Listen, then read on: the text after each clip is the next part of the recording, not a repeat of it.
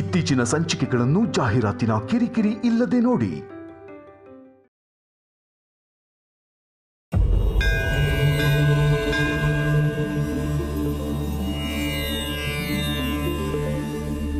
ಭಗವಂತ,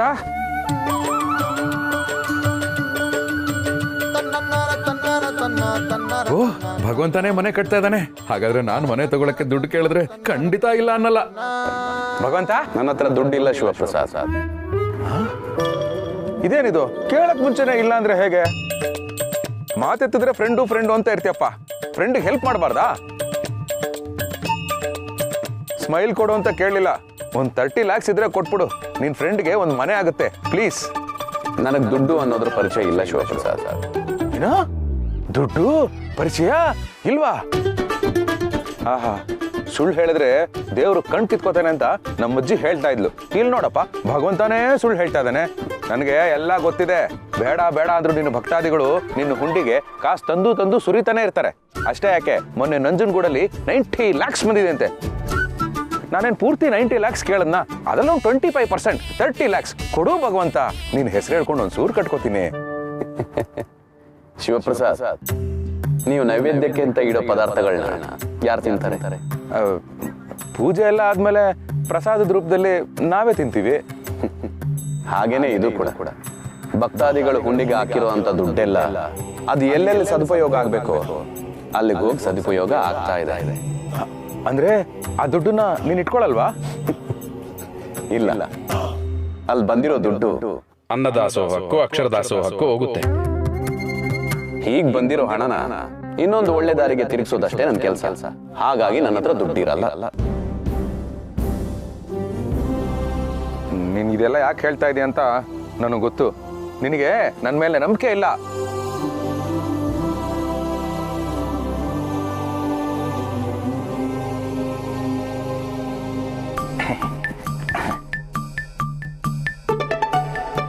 ನಿನ್ನಾಣೆಗೂ ಭಗವಂತ, ದುಡ್ಡನ್ನ ನಾನು ಖಂಡಿತ ವಾಪಸ್ ಕೊಡ್ತೀನಿ. ಒಂದೇ ಸರಿ ಕೊಡಕ್ಕಾಗದಿದ್ರು ತಿಂಗಳ ಸ್ವಲ್ಪ ಕೊಟ್ಬಿಡ್ತೀನಿ. ಬೇಕಾದ್ರೆ ಒಂದು ಅರ್ಧ 1.5% ತಗೋ. ಆದ್ರೆ ದುಡ್ಡಿಲ್ಲ ಅಂದ್ರೆ ಮಾತ್ರ ಹೇಳ್ಬೇಡ ಪ್ಲೀಸ್. ನಿನಗೆ ಯಾಕೆ ಅರ್ಥ ಆಗ್ತಿಲ್ಲ ಶಿವಪ್ರಸಾದ್? ನನ್ನ ಹತ್ರ ದುಡ್ಡಿಲ್ಲ. ಅರ್ಥ ಮಾಡ್ಕೋ ಅಲ್ಲ, ನಿನಗೆ ಅರ್ಥ ಆಗಲ್ಲ. ಭಗವಂತ, ಮಿಡ್ಲ್ ಕ್ಲಾಸ್ ಜನಗಳಿಗೆ ಸ್ವಂತ ಮನೆ ಮಾಡ್ಕೋಬೇಕು ಅಂತ ಎಷ್ಟು ಆಸೆ ಇರುತ್ತೆ ಗೊತ್ತಾ? ಆದ್ರೆ ಶಕ್ತಿ ಇರಲ್ಲ. ಓನರ್ಗಳು ಓಡಿಸ್ತಾ ಇರ್ತಾರೆ. ನಾವು ಮನೆಯಿಂದ ಮನೆಗೆ ಜಂಪ್ ಆಗ್ತಾನೆ ಇರ್ತೀವಿ. ಎಷ್ಟು ಕಷ್ಟ ಆಗುತ್ತೆ ಗೊತ್ತಾ?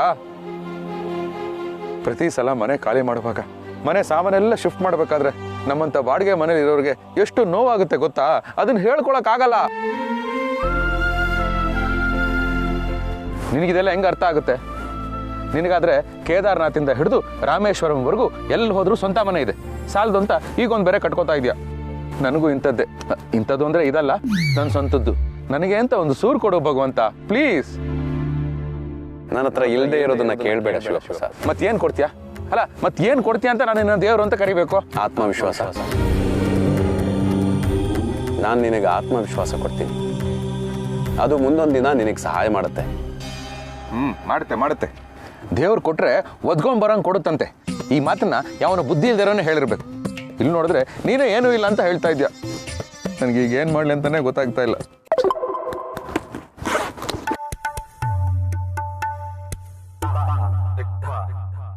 ಶಿವು, ಟೈಮ್ ಹೋಗ್ತಾ ಇದೆ.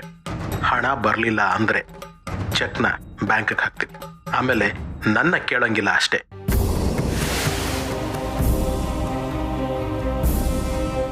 ಕೇಳಿಸ್ಕೊಂಡ್ಯಾ? ಚೆಕ್ ಬೌನ್ಸ್ ಆದ್ರೆ ನಾನು ಜೈಲಿಗೆ ಹೋಗ್ತೀನಿ ಭಗವಂತ.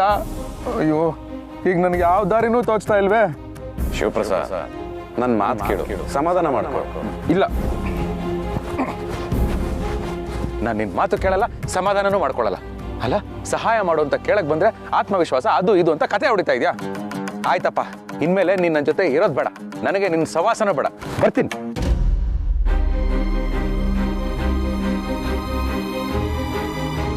ಹೋಗು ಶಿವಪ್ರಸಾದ್.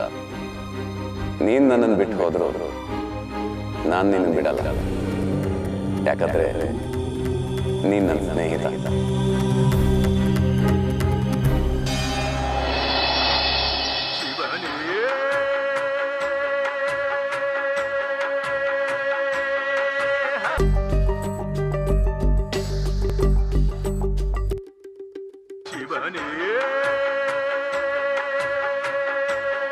ರೀ ಆಗ್ಲಿಂದ ಫೋನ್ ಆ ಥರ ಬಡ್ಕೋತಾನೆ ಇದೆ, ಯಾಕೆ ಎತ್ತುತ್ತಾ ಇಲ್ಲ ನೀವು? ರೀ ಏನಾಯ್ತು ನಿಮಗೆ? ಗಿರಿ, ಲೋನ್ಗೆ ಅಪ್ಲೈ ಮಾಡೋಕೆ ಹೋದಾಗ ಥ್ಯಾಂಕ್ ಯು ಹೇಳಕ್ಕೆ ಕೈ ಕೊಟ್ಟು ಬ್ಯಾಂಕ್ನವರು ಇವತ್ತು ಲೋನ್ ಆಗಲ್ಲ ಅಂತ ಕೈ ಕೊಟ್ಬಿಟ್ರು.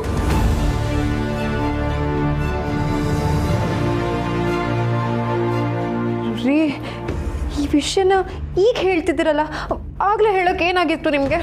ಗಿರಿ, ಒಳ್ಳೆ ಸುದ್ದಿ ಹೇಳೋಕ್ಕೆ ಟೈಮ್ ನೋಡ್ಕೊಂಡು ಹೇಳಬೇಕು. ಕೆಟ್ಟ ಸುದ್ದಿಗೆ ಯಾವ ಮುಹೂರ್ತ? ಓನರ್ಗೆ ಚೆಕ್ ಕೊಟ್ಬಿಟ್ಟಿದ್ದೀನಿ. ಬ್ಯಾಲೆನ್ಸ್ ಅಮೌಂಟ್ ಕೊಡಲಿಲ್ಲ ಅಂದರೆ ಕೇಸ್ ಆಗ್ತೀನಿ ಅಂತ ಹೇಳಿದ್ದಾರೆ. ನನಗಂತೂ ತುಂಬ ಭಯ ಆಗ್ತಾ ಇದೆ. ಏನು ಮಾಡಬೇಕು ಅಂತಲೇ ಗೊತ್ತಾಗ್ತಾ ಇಲ್ಲ. ರೀ ಬಡ್ಕೋತೀನಿ, ದಿನ ಬಲಮಗ್ಲಲ್ಲೇ ಎದ್ದೇಳಿ ಅಂತ. ನನ್ನ ಮಾತೆ ಕೇಳಲ್ಲ ನೀವು. ಇವತ್ತು ನೀವು ಎಡಮಗ್ಲಲ್ಲೇ ಎದ್ದಿರಬೇಕು, ಅದಕ್ಕೆ ಲೋನ್ ಕ್ಯಾನ್ಸಲ್ ಆಗಿರೋದು. ಸುಮ್ಮನೆ ಇರೋಗಿರಿ. ಅಲ್ಲ, ಬ್ಯಾಂಕ್ ಅವರೇನು ನಮ್ಮ ರೂಮ್ಗೆ CCTV ಹಾಕಿರ್ತಾರ? ನಾನು ಎಡಗಡೆ ಎದ್ನ ಬಲಗಡೆ ಎದ್ನ ಅಂತ ತಿಳ್ಕೊಂಡು ಲೋನ್ ಕ್ಯಾನ್ಸಲ್ ಮಾಡೋದಕ್ಕೆ? ಮೊದಲೇ ಬೈಕೆ ಗಂಟ್ಲು ಒಣಗ್ತಾ ಇದೆ. ಓನರ್ಗೆ ಏನು ಉತ್ತರ ಕೊಡಬೇಕು ಅಂತ ಗೊತ್ತಾಗಿದೆ. ಆಗ್ಲಿಂದ ಫೋನ್ನ ಸೈಲೆಂಟ್ ಮಾಡ್ತಾ ಇದ್ದೀನಿ. ಅಪ್ಪ, ಓನರ್ ಅಂಕಲ್ ಬಂದಿದ್ದಾರೆ.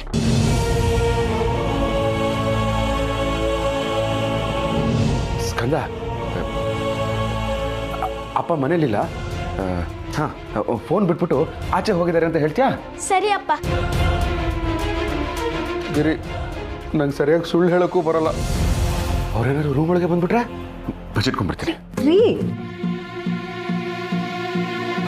ಎಲ್ಲಿ ಪುಟ್ಟ ನಿಮ್ಮಪ್ಪ? ಅದು ಅಪ್ಪ ಮನೇಲಿಲ್ವಂತೆ, ಮೊಬೈಲ್ನ ಮನೇಲೆ ಬಿಟ್ಟು ಹೊರಗೆ ಹೋಗಿದಾರಂತೆ. ಓ ಹೌದಾ? ಇದನ್ನ ಯಾರು ಹೇಳಿದ್ರು? ರೂಮಲ್ಲಿ ಅಪ್ಪನೇ ಹೇಳಿದ್ರು. ರೂಮ್ನಲ್ಲಿ ಅಪ್ಪನೇ ಹೇಳಿದ್ರಾ? ಪಿತಾಜಿ, ಸರಿ ಸರಿ, ಬರ್ಲಿ ಬರ್ಲಿ, ವೆಯ್ಟ್ ಮಾಡ. ರೀ ರೀ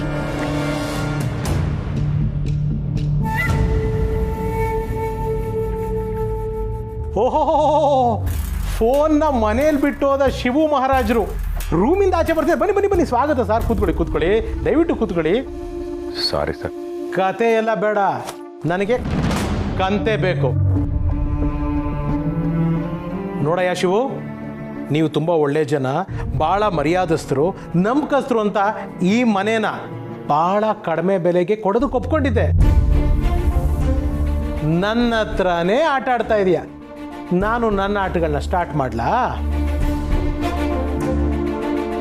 ಲೈಫಲ್ಲಿ ಕಾಮನ್ವೆಲ್ತ್ ಗೇಮಿಂದ ಹಿಡಿದು ಡಬಲ್ ಗೇಮ್ವರೆಗೂ ಆಟ ಆಡ್ಕೊಂಡು ಬಂದಿರೋ ನಾನು ಇಂಥ ಮ್ಯಾಟ್ರ್ಗಳನ್ನ ಸುಮ್ಮನೆ ಬಿಟ್ಬಿಡ್ತೀನಾ?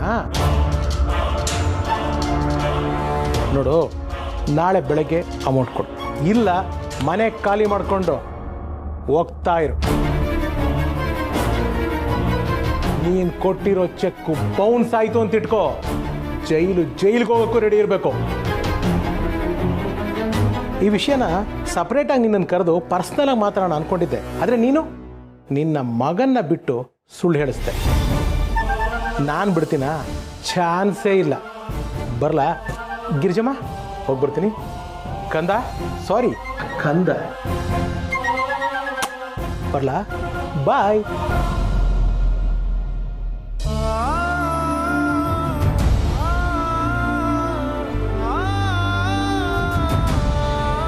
ರೀ ಈಗ ಏನ್ರಿ ಮಾಡೋದು? ಅಪ್ಪ, ಹಾಗಾದ್ರೆ ನಾಳೆ ನಾವೀ ಮನೆ ಬಿಟ್ಟು ಹೋಗ್ಬೇಕಾ?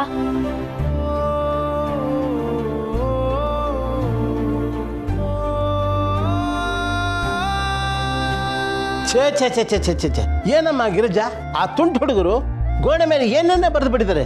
ಅಂದರೆ ನಮ್ಮ ಮನೆಗೆ ಬೆಲೆ ಇಲ್ವಾ? ನನ್ನ ಮಗ ಈ ಮನೆಗೆ 55 ಲಕ್ಷ ರೂಪಾಯಿ ಕೊಟ್ಟು ಖರೀದಿ ಮಾಡ್ತಿದ್ದಾನೆ.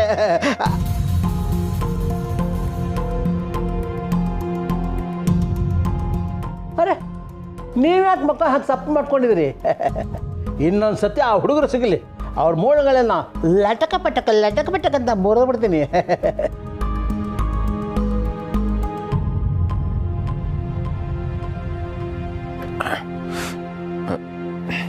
ಅಪ್ಪ, ಏನಪ್ಪ?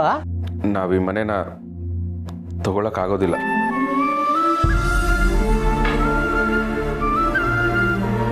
ಯಾಕೋ, ಏನಾಯ್ತು? ಬ್ಯಾಂಕ್ ಅವರು ಲೋನ್ ಆಗಲ್ಲ ಅಂತ ಹೇಳ್ಬಿಟ್ರಪ್ಪ. ಮತ್ತೆ ಈಗೇನು ಮಾಡೋದು ಶಿವು?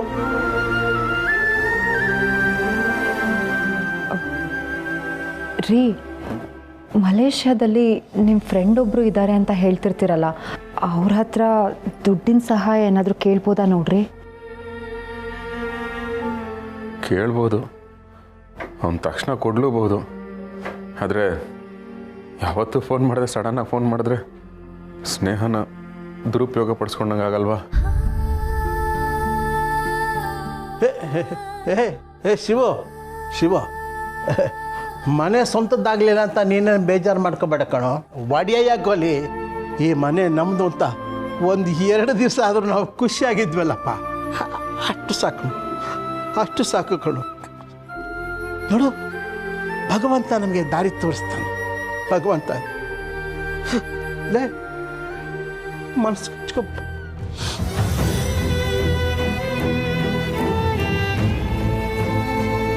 ತಾತ, ಏನಪ್ಪ? ಕೋಲು.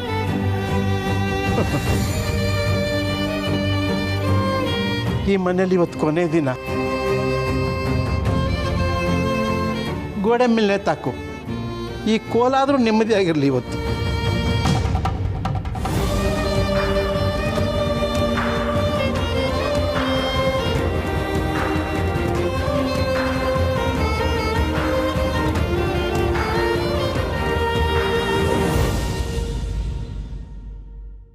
ತಾತ, ಈ ಬುಕ್ಕೆಲ್ಲ ಬೇಡ, ಇದನ್ನೆಲ್ಲ ಇಟ್ಬಿಡಿ. ಹೇ, ನಿನಗೆ ಬೇಡ, ನನಗೆ ಬೇಕು. ಸುಮ್ಮನೆ ಹೋಗು. ಅದೇನು ನಿಮ್ಮ ಇಷ್ಟ, ಏನಾದರೂ ಮಾಡ್ಕೊಳ್ಳಿ. ಅಡುಗೆ ಮನೆ ಸಾಮಾನೆಲ್ಲ ಕಟ್ಟಿಡೋದೇ ಇವಾಗಿರೋ ದೊಡ್ಡ ಕೆಲಸ. ಸ್ಕಂದ, ಪ್ರಣಿ, ನಿಮ್ಮ ಬುಕ್ಸ್ ಎಲ್ಲ ಕರೆಕ್ಟಾಗಿ ಎತ್ತಿಟ್ಕೊಳ್ಳಿ. ಆಮೇಲೆ ನಂಗೆ ಅದು ಕಳೆದೋಯ್ತು, ಇದು ಕಳೆದೋಯ್ತು ಅಂತ ಹೇಳಿದ್ರೆ ನನಗೆ ಗೊತ್ತಿಲ್ಲ. ಮಾವ, ನಿಮ್ಮ ವಾಕಿಂಗ್ ಸ್ಟಿಕ್ಕು ಮತ್ತು ಮಾತ್ರೆಗಳನ್ನ ಮರೀದೇ ಎತ್ತಿಟ್ಕೊಂಬಿಡಿ, ಆಯಿತಾ? ಆಯ್ತಮ್ಮ. ರೀ, ನಿಮ್ಮ ಫೈಲ್ಸ್ ಎಲ್ಲ ಒಂದು ಕಡೆ ಜೋಡಿಸಿಟ್ಬಿಟ್ಟಿದ್ದೀನಿ, ಅದನ್ನೆಲ್ಲ ನೀವೇ ನೋಡ್ಕೋಬೇಕು. ನನಗೆ ಗೊತ್ತಾಗಲ್ಲ, ನನಗೆ ಬೇಕಾದಷ್ಟು ಕೆಲಸ ಇದೆ ಅಡುಗೆ ಮನೇಲಿ. ಶಿವು, ಆಹಾ, ನಮಸ್ಕಾರ ಯಜಮಾನ್ರೆ. ಅದೃಷ್ಟ ಅಂದರೆ ನಿಂದೇನಪ್ಪ. ಸರ್, ಮನೆ ಖಾಲಿ ಮಾಡ್ತಾ ಇದೀವಿ. ಇದರಲ್ಲಿ ಏನು ಸರ್ ಅದೃಷ್ಟ? ಆಲ್ಮೋಸ್ಟ್ ಎಲ್ಲ ಆಗೋಯ್ತು ಸರ್. ಆಟೋಗೂ ಹೇಳ್ಬಿಟ್ಟಿದ್ದೀನಿ, ಒಂದು ಅರ್ಧ ಗಂಟೆ ಟೈಮ್ ಕೊಡಿ, ಬಂದ ತಕ್ಷಣ ಹೊಟ್ಬಿಡ್ತೀವಿ. ಎಲ್ಲಿಗೆ ಹೋಗ್ತಾ ಇದ್ದೀರಾ? ನಿಮ್ಮ ಸ್ವಂತ ಮನೆ ಬಿಟ್ಬಿಟ್ಟು? ಹಾ, ಸ್ವಂತ ಮನೆನಾ? ಹೌದು ಶಿವು, ಇನ್ಮೇಲಿಂದ ಈ ಮನೆ ನಿಮ್ಮ ಸ್ವಂತದ್ದು.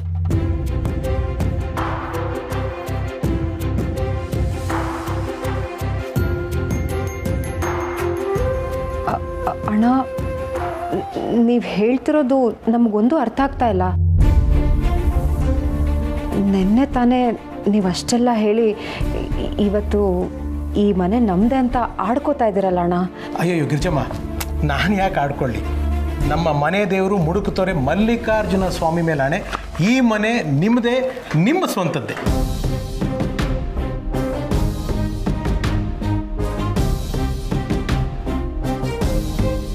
ಶಿವು, ದುಡ್ಡು ನನ್ನ ಅಕೌಂಟ್ಗೆ ಬಂದಾಯ್ತು, ಅದಕ್ಕೆ ಸ್ವೀಟ್ ತಗೊಂಡು ಜೊತೆಗೆ ಬಂದಿದ್ದೀನಿ ನಾನು. ತಗೋ, ಸ್ವೀಟ್ ತಗೋ. ಸರ್ ಪ್ಲೀಸ್ ಇರಿ ಸರ್, ನಂಗೆ ನಿಜವಾಗ್ಲೂ ಅರ್ಥ ಆಗ್ತಾ ಇಲ್ಲ. ಸ್ವಲ್ಪ ಬಿಡಿಸಿ ಹೇಳಿ ಸರ್. ಅದನ್ನು ನಾವು ಹೇಳ್ತೇವೆ.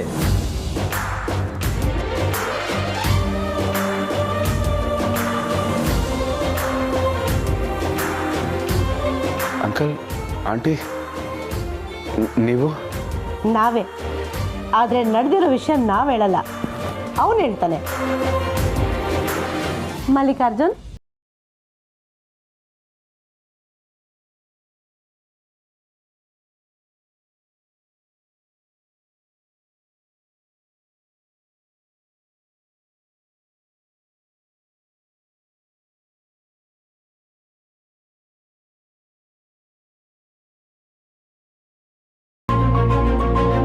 ನಿನ್ನ ಮಗನ?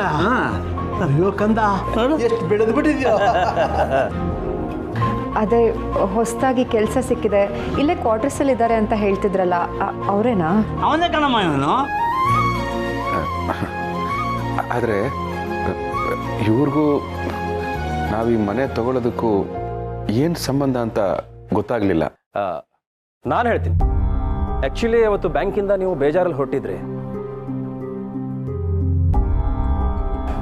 Mister Yashwant sir, good morning. ಈಗ ತಾನೇ ನಿಮ್ಮ ಚೇಂಬರಿಂದ ಒಬ್ರು ಹೋದ್ರಲ್ಲ, ಶಿವಪ್ರಸಾದ್ ಅಂತ ಸರ್. ಅಕೌಂಟಲ್ಲಿ ₹1 ದುಡ್ಡಿಲ್ಲ, ಡಾಕ್ಯುಮೆಂಟ್ಸ್ ಕರೆಕ್ಟ್ ಆಗಿಲ್ಲ, ಮನೆ ತಗೋಬೇಕು ಅಂತ ಬಂದಿದ್ದ. Useless fellow. Shut up. ಅವ್ರನ್ನ ಯಾರು ಅನ್ಕೊಂಡಿದ್ದೀರಾ? He is my brother.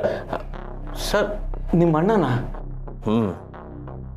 ರಕ್ತ ಹಂಚ್ಕೊಂಡು ಹುಟ್ಟಿಲ್ಲ ಅಷ್ಟೇ, ಆದರೂ ಅವರು ನಮ್ಮ ಅಣ್ಣನ ಸಮಾನ. ಸಾರಿ ಸರ್, ನನಗೆ ಗೊತ್ತಾಗಲಿಲ್ಲ. ಸರ್, ಆ್ಯಕ್ಚುಲಿ ತಪ್ಪು ನಂದಲ್ಲ ಸರ್. ಅವ್ರ ಲೋನ್ ಅಪ್ಲಿಕೇಶನ್ ವೆರಿಫಿಕೇಷನ್ ಸ್ಟೇಜಲ್ಲಿ ರಿಜೆಕ್ಟ್ ಆಗಿಬಿಟ್ಟಿದೆ. ಅದು ಅಲ್ಲದೆ ಅವ್ರಿಗೆ ಲೋನ್ ಕೊಟ್ಟರೆ ತೀರ್ಸೋ ಯೋಗ್ಯತೆಯೂ ಇಲ್ಲ ಸರ್. ಲೋನ್ ಕೊಡ್ಸೋಣ ಅಂತಂದರೆ ಯಾರಾದರೂ ಶ್ಯೂರಿಟಿ ಬೇಕಲ್ಲ ಸರ್. ಶ್ಯೂರಿಟಿ ಯಾರು ಕೊಡ್ತಾರೆ ಅವರಿಗೆ? ಶ್ಯೂರಿಟಿ ತಾನೆ ನಾನು ಕೊಡ್ತೀನಿ. ಈಗಲೇ ಶಿವಪ್ರಸಾದ್ ಅವ್ರ ಲೋನ್ ಅಪ್ರೂವಲ್ ಆಗಬೇಕು. Get me the papers. Sir, ಅದು ಕಮಾನ್ ಯಶವಂತ್, ಹೇಳ್ತಾ ಇದ್ದೀನಿ ತಾನೆ ನಾನು ಶ್ಯೂರಿಟಿ ಕೊಡ್ತೀನಿ ಅಂತ. Get me the papers please. Yes sir.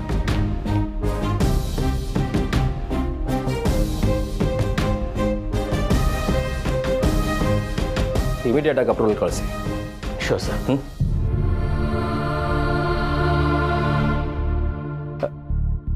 ಏನಿದೆಲ್ಲ ತಪ್ಪು ಮಾಡ್ತಾ ಇದ್ದೀರಾ ನೀವು? ತಪ್ಪೇ ಇಲ್ಲ. ನೀವು ಈ ಮನೆ ತಗೊಳಕ್ಕೆ ಮಾತ್ರ ಶ್ಯೂರಿಟಿ ಹಾಕಿಲ್ಲ, ನಮ್ಗಳ ಲೈಫ್ಗೆ ಸೆಕ್ಯೂರಿಟಿ ಕೊಟ್ಬಿಟ್ರಿ. ತುಂಬ ದೊಡ್ಡ ಮಾತು. ಈಗಿನ ಕಾಲದಲ್ಲಿ ಸ್ವಂತ ಅಪ್ಪ ಅಮ್ಮನ್ನೇ ಚೆನ್ನಾಗಿ ನೋಡ್ಕೊಳ್ಳಲ್ಲ ಮಕ್ಕಳು. ಅಂಥದ್ರಲ್ಲಿ ನಿಮ್ಮ ಕಷ್ಟ ಇದ್ರು ನೀವು ನಮ್ಮ ಅಪ್ಪ ಅಮ್ಮನ ನಿಮ್ಮ ಅಪ್ಪ ಅಮ್ಮನಿಗಿಂತ ಚೆನ್ನಾಗಿ ನೋಡ್ಕೊಂಡಿದ್ದೀರ. ನಾನಿಷ್ಟು ಮಾಡದೆ ಹೋದ್ರೆ ಅದೇವ್ರು ಬಚ್ಕೋತಾನ ಹೇಳಿ?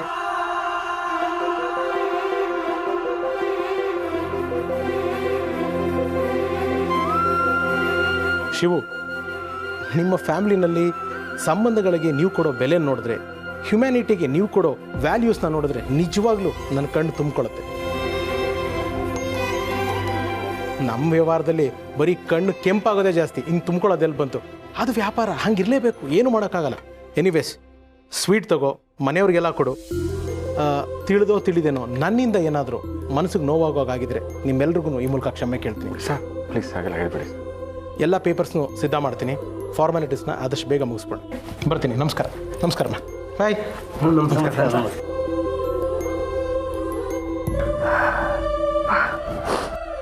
ಬೆಟ್ಟದಾಗಿ ಬಂದಿದ್ದ ಸಮಸ್ಯೆ ಮಂಚನಾಗಿ ಕರ್ಗೋಯ್ತು. ಎಲ್ಲ ಭಗವಂತನ ಕೃಪೆ.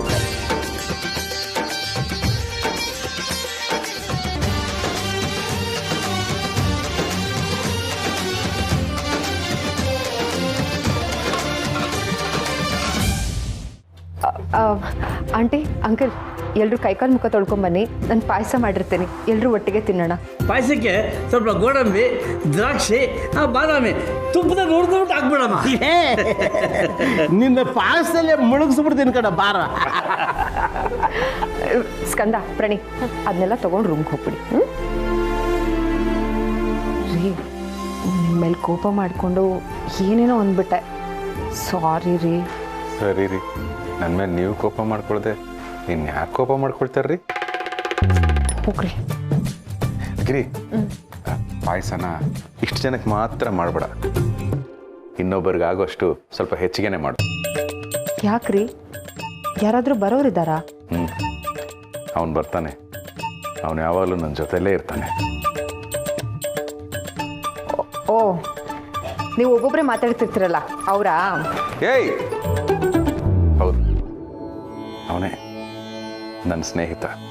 ನಿಜವಾಗ್ಲೂ ಯಾವಾಗಲೂ ನನ್ನ ಜೊತೆನೇ ಇರ್ತಾನೆ ಗಿರಿ. ಖಂಡಿತವಾಗ್ಲೂ ಶಿವಪ್ರಸಾದ್ ಸರ್.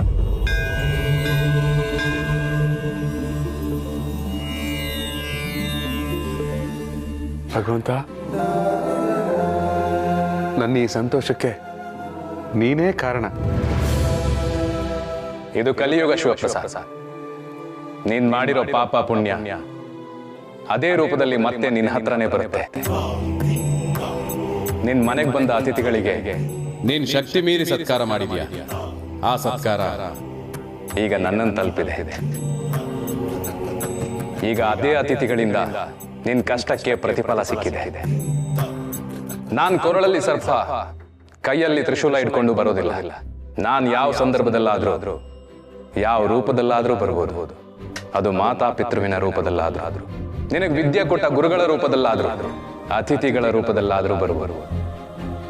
ಅದಕ್ಕೆ ಹೇಳೋದು ಮಾತೃದೇವೋ ಭವ, ಪಿತೃದೇವೋ ಭವ, ಆಚಾರ್ಯ ದೇವೋ ಭವ, ಅತಿಥಿ ದೇವೋ ಭವ ಅಂತ.